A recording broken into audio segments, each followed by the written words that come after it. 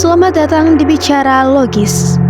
Ilmu mantik adalah salah satu cabang ilmu filsafat yang mempelajari logika dan penalaran.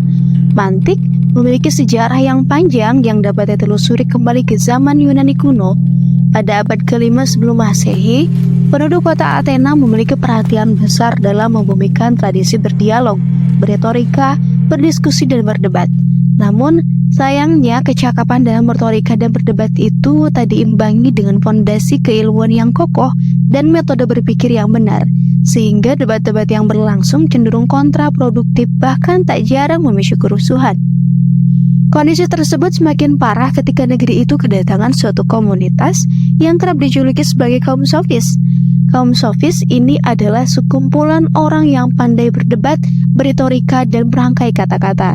Tapi pada saat yang sama mereka juga pandai memutarbalikkan fakta, bahkan mengingkar adanya kebenaran mutlak yang berbasis pada dasar-dasar logika. Sampai di kemudian hari datanglah seorang filsuf bernama Socrates.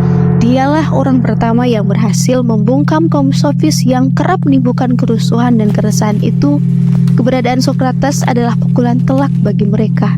Di saat kaum sofis kerap bermain-main dengan kata-kata yang dengan cara seperti itu, mereka bisa menjatuhkan lawan dan memenangkan perdebatan. Socrates menuntut mereka untuk memperjelas makna-makna dari setiap kata yang mereka gunakan. Setelah Socrates, muncullah kemudian muridnya yang bernama Plato. Ia melanjutkan upaya-upaya yang sudah dirintis oleh gurunya, yaitu membungkam argumen-argumen kaum sofis yang kerap bermain-main dengan kata-kata dan pintar memutarbalikkan fakta itu.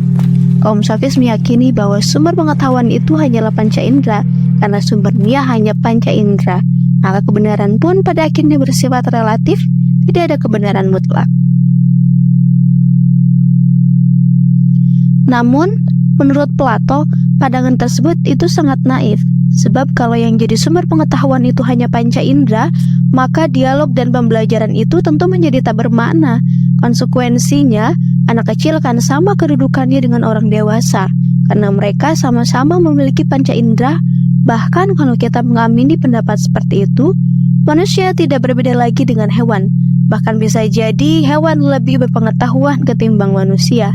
Karena faktanya, ada beberapa hewan yang salah satu inderanya lebih kuat ketimbang manusia. Anjing misalnya lebih kuat penciumannya ketimbang manusia.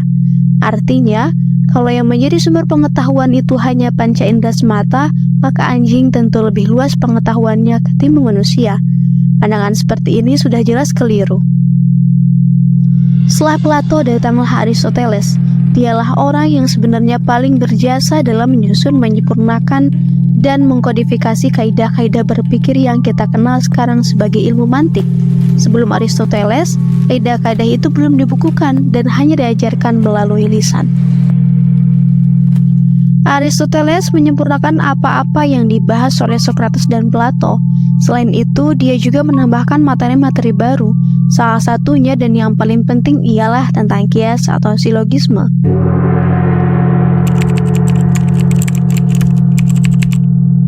Sejak kapan para sarjana muslim mengenal tradisi filsafat Yunani? Terkait hal ini, para sejarawan berbeda pendapat. Sebagian ada yang berpendapat bahwa penerjemah buku-buku Yunani itu sudah dimulai sejak era Bani Umayyah. Namun, mayoritas sejarawan mengatakan bahwa penerjemah karya-karya itu dimulai pada era dinasti Abbasiyah. Pada masa ini, para sarjanawan muslim mulai menerjemahkan karya-karya Aristoteles ke dalam bahasa Arab. Di antara penerjemah yang paling populer ialah Ishaq bin Hunain. Para ulama muslim tidak menerima sepenuhnya karya-karya filsafat itu. Begitu juga halnya dengan buku-buku logika yang diwariskan oleh Aristoteles. Selain melakukan kritik, mereka juga menyertakan pembahasan-pembahasan baru. Hingga saat ini ilmu mantik terus berkembang dan digunakan dalam berbagai bidang seperti filsafat, ilmu pengetahuan, dan hukum. Demikianlah sejarah singkat ilmu mantik. Semoga bermanfaat.